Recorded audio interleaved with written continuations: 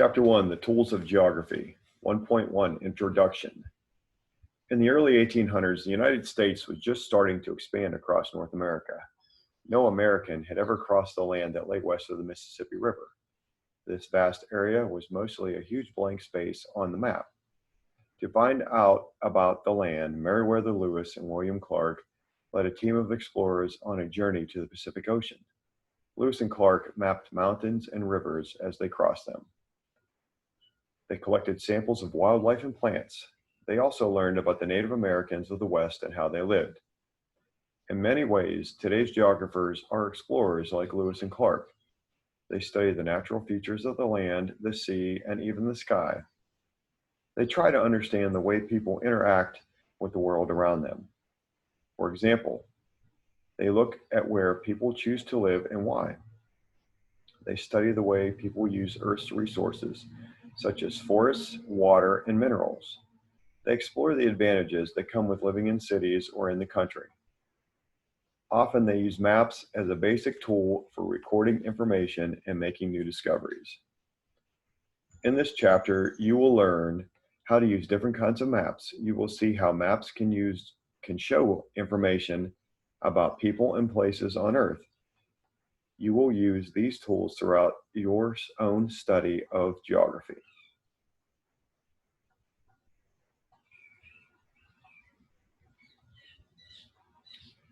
(1.2) The Geographic Setting. In September 1805, Lewis and Clark crossed the Rocky Mountains on their way to the Pacific Ocean. They wanted to find the Columbia River, which could take them to the ocean, but they didn't know how to find it. A Native American chief named Twisted Hair came to the rescue. He drew a map on a white elk skin that showed how to reach the Columbia. The river, said Twisted Hair, was 5 sleeps away. Today, we still use maps to find the location of places and how far apart they are. Like Twisted Hair's drawing, the most basic map is a diagram that shows what is where. Locating things on Earth, the main purpose of maps. For geographers, maps are tools that show where things are on Earth. With these tools, we can find the absolute location of any place in the world. Every feature is located at a precise or absolute point on Earth. There are many ways to describe this precise point. Your street address, for example, indicates the absolute location of your home. Later in this chapter, you'll learn how a grid or system of lines can be used to show the absolute location of places on a map.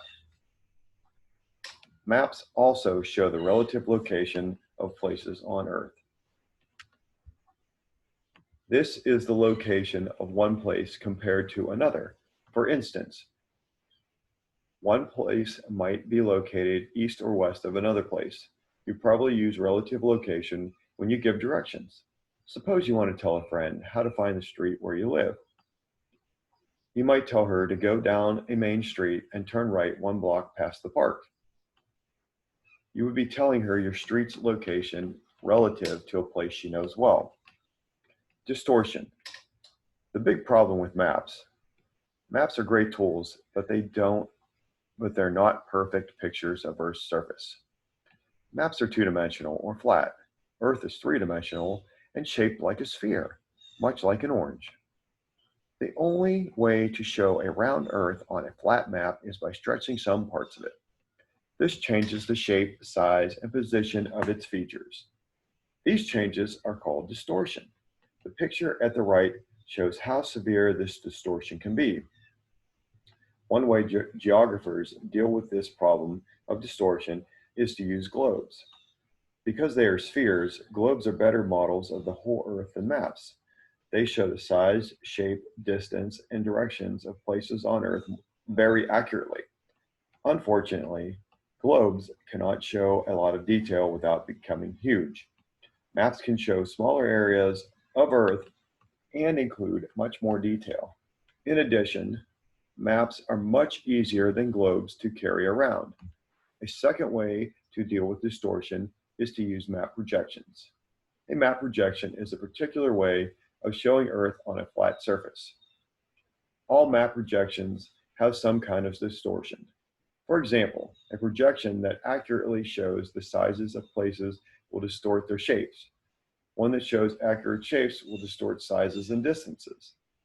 Geographers choose the projection that best suits the kind of information they want the map to show. Geoterms, absolute location, the precise point where a place is located on Earth. Distortion, a change in the shape, size, or position of a place when it is shown on a map. Map projection, a way of representing the spherical Earth on a flat surface. Relative location, where a place is located in relation to another place.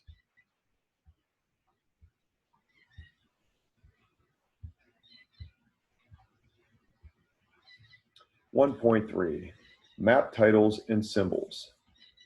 Like Lewis and Clark, early explorers often had no maps to guide them on their journeys. Lewis Carroll, the English author of Alice in Wonderland, made fun of their situation in a poem called The Hunting of the Snark. The poem tells of sailors in search of an imaginary creature called a snark. To assist them, the ship's captain unrolls a large map of the sea without a trace of land.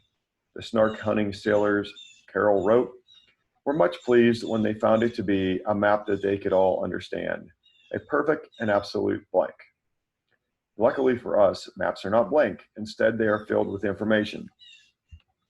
The title tells what a map shows. A map's title gives us our first clue about its content. It usually describes the area shown on the map. It also identifies the map's main topic. The topic might be gold mining, politics, farming, or even the night sky. Often, the title lists a date. The date tells us that the map shows the location of places at a certain time. A compass rose shows directions on a map. Have you ever used a magnetic compass to find your way in a strange place? If so, you know the needle of a compass always points north or towards the North Pole. Knowing where north is can help you decide which way to go. Map makers use diagrams called a compass rose to show directions on a map. On earlier maps, the diagram often looked like a flower. For this reason, sailors called the direction finding tool a compass rose. A simple compass rose has two short lines that cross at right angles. The points at the ends of the lines are labeled north, south, east, and west. These four directions are called cardinal directions. A more complicated compass rose has lines between the cardinal points. These lines show the intermediate directions. They are northeast, southeast, southwest, and northwest. A legend identifies the symbols on a map. A compass rose is one of many symbols used to show information on a map. Some symbols use color to show features. Blue lines, for example, are symbols showing rivers. Lakes and oceans are often colored blue as well. Other symbols use shapes to show information. A bold star is a common symbol for a capital of a state or a country. Tiny airplanes are often used to show the location of airports. The symbols used on a map are generally identified in a box known as the map legend, or sometimes the map key. The legend lists each symbol and explains what it shows on the map. A grid organizes space on a map. Map makers often use a system of imaginary lines to divide up space on their maps. This system of lines is called a map grid. You can see an example of a grid on the map above. To form the grid, the map maker drew horizontal lines and vertical lines that meet at 90-degree angles. Remember that horizontal lines go straight across and vertical lines go up and down. Geographers make map grids useful by giving each line a label. For instance, on some maps, horizontal lines have letters and vertical lines have numbers. Once the grid is labeled, the location of any place on the map can be identified by a letter and number such as A9 or C3. The letter and number indicate where a horizontal and vertical line meet. Find this point and you will have found the place you are looking for close by. One very useful type of grid is the system of latitude and longitude. This global grid allows you to locate any place on Earth with a simple number code. You'll learn more about the global grid in the next section. 1.4, the global grid, longitude and latitude. In early November of 2003, a hiker set up camp high in the Adirondack Mountains of New York. A heavy snow trapped him there with no way to hike out. Luckily, he had a personal locator beacon. He pressed a button to call for help. A helicopter soon flew him to safety. How did the rescuers find the stranded hiker? His locator beacon showed his location on the global grid. Geographers use this same global grid to show the absolute location of every place on Earth. Lines of latitude parallel the equator. The global grid system is made up of two sets of imaginary lines. The first are called parallels of latitude. These lines run east and west around the globe. The equator is the most important parallel of latitude. It circles Earth exactly midway between the north and south poles. All other lines of latitude are parallel to the equator. Parallels of latitude are measured in degrees. The equator is the 0-degree latitude. It is reference for measuring other parallels of latitude. Lines of longitude run from pole to pole. The other lines in the global grid are half circles that run from the North Pole to the South Pole. These lines are called meridians of longitude. They are not parallel to each other, so the distance between them varies. The most important of these north and south lines is the prime meridian. It runs through Greenwich, England. Like parallels of latitude, meridians are measured in degrees. The prime meridian is 0 degrees longitude. It is a reference for measuring other meridians of longitude. The next most important meridian is the international date line. It runs through the Pacific Ocean exactly halfway around the world from the prime meridian. When travelers cross this line, they cross over to a different day.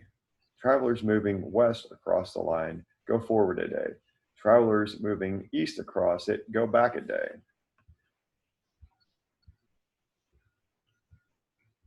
Latitude and longitude mark absolute location.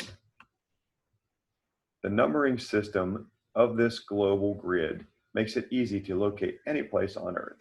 Moving north from the equator, the parallels of latitude increase in number from 0 up to 90 degrees north at the North Pole. The same thing happens moving south of the equator. The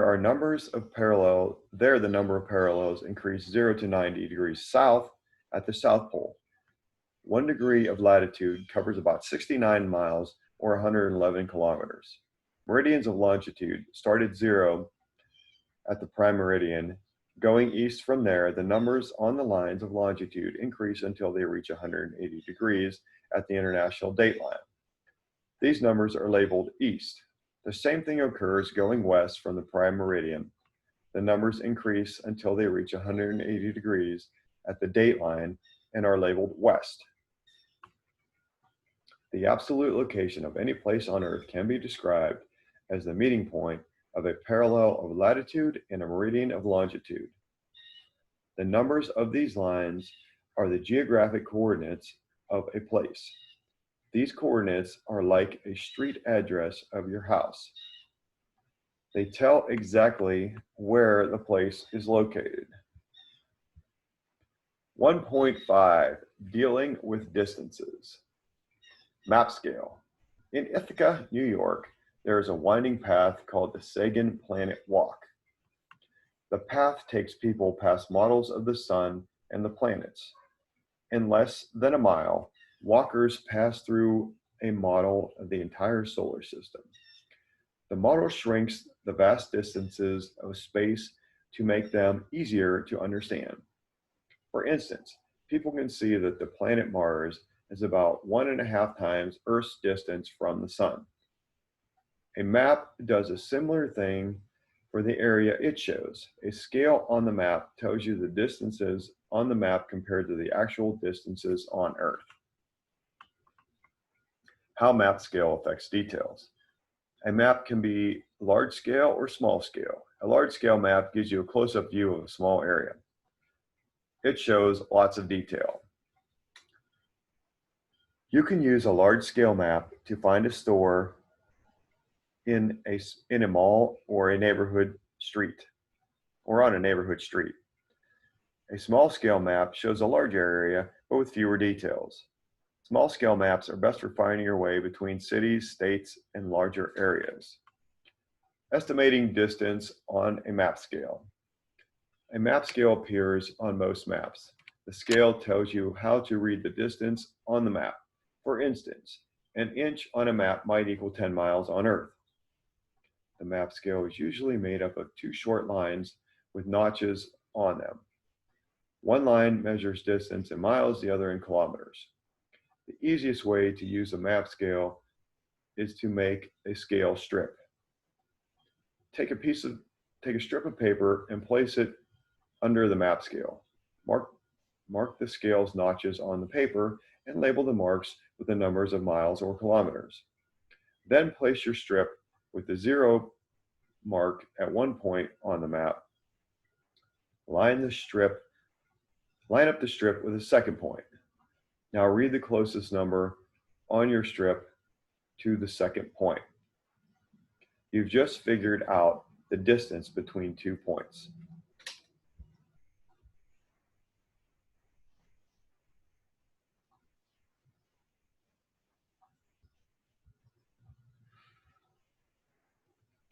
(1.6) Hemispheres, continents, and oceans. One of my favorite things to do when I have time off is to just watch the world go by, said astronaut Ed Lu about his time in space. In 2003, Lu watched Earth go by from the International Space Station. It isn't exactly seeing the Earth like a big blue marble, he explained. It's more like having your face up against a big blue beach ball. On the beach ball, he saw Earth's wide continents and blue oceans. Few of us will ever see Earth from an astronaut's point of view, but we can use maps and globes to get a view of our planet's natural wonders. Geographers make these features easier to understand by dividing the Earth into different areas. A hemisphere is half a world. Geographers divide Earth into halves. These halves are called hemispheres. The equator divides the Earth into two hemispheres. The northern half is the northern hemisphere, and the southern half is the southern hemisphere. Geographers also divide Earth in half by longitude. The western hemisphere lies west of the prime meridian, and the eastern hemisphere is east of it. The two hemispheres divide again at the international dateline. Continents and oceans cover Earth. Geographers also divide Earth's lands and seas into areas. Ocean water covers more than 70% of Earth. This ocean is really just one big body of water, but geographers usually divide it into 4 oceans. They are the Atlantic, Pacific, Indian, and Arctic. These oceans lap the shores of continents, the largest areas of land on our planet. Geographers identify 7 continents. From largest to smallest, they are Asia, Africa, North America, South America, Antarctica, Europe, and Australia. Europe and Asia are actually parts of one huge landmass, but geographers usually think of them as 2 continents because they have different cultures and histories. 1.7 Earth and Sun. For centuries, most people believed the Earth stood still in space. Today, we know that our planet is in constant motion. That motion creates our years, months, and days. It also helps to create our seasons. The moving Earth moves around the sun in a nearly circular path called an orbit. One round trip, called a revolution, takes about 365.25 days. This is an Earth year. As Earth revolves around the sun, it spins like a giant top on its axis. The axis is an imaginary line that runs from the North Pole to the South Pole through the center of the Earth. The spinning motion of the Earth is called rotation. Earth makes one full rotation about every 24 hours. As Earth spins, it is daytime on the side facing the sun. On the side facing away from the sun, it is night. Earth's tilt creates the seasons. Earth's axis is tilted at an angle relative to the sun. Because of this tilt, the northern and southern hemispheres receive different amounts of sunlight as Earth moves around the sun. These differences create Earth's seasons. Look at the diagram on the next page to see the changing seasons in the Earth's hemisphere. During the North summer, this half of the Earth is tilted toward the sun. At the same time, the Northern Hemisphere receives more sunlight and enjoys long, hot days. Winter comes when this hemisphere tilts away from the sun. Then the days are short and cool. Of course, during these same months, the Southern Hemisphere tilts toward the sun. So in the south, it is summer. Similarly, when it is summer in the Northern Hemisphere, it is winter in Earth's southern half. Tropics, circles, and zones. Because of Earth's tilt, the sun never beats straight down on Earth in the far north and south. Two lines of latitude mark the northernmost and southernmost points where the sun's rays ever beat straight down. The northern line is called the Tropic of Cancer. The southern line is called the Tropic of Capricorn. These areas between these two lines and the equator are known as tropical zones. Tropical zones receive a lot of sunshine. They are hot all year round. Two other lines of latitude mark the points furthest north and south where the sun doesn't shine at all on one day each year. On that day, night lasts a full 24 hours. These lines are the Arctic Circle and the Antarctic Circle. The areas between the circles and the north and south poles are known as polar zones. These zones receive very little direct sunlight and are cold most of the year. Between the tropical and polar zones lie the temperate zones. Generally, in these zones, summers are warm and winters are cool. Revolution of the Earth around the sun. On March 20th or 21st, the sun shines straight down on the equator. Spring begins in the northern hemisphere, fall starts in the southern hemisphere. On June 21st or 22nd, the sun shines straight down on the Tropic of Cancer. Summer begins in the northern hemisphere, winter starts in the southern hemisphere.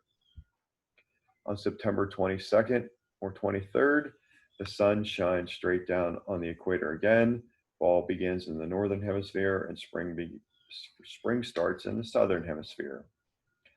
On December 22nd or 23rd, the sun shines straight down on the Tropic of Capricorn. Winter begins in the northern hemisphere. Summer starts in the southern hemisphere. 1.8, showing a round world on a flat map. In this chapter, you've learned how geographers show information on maps.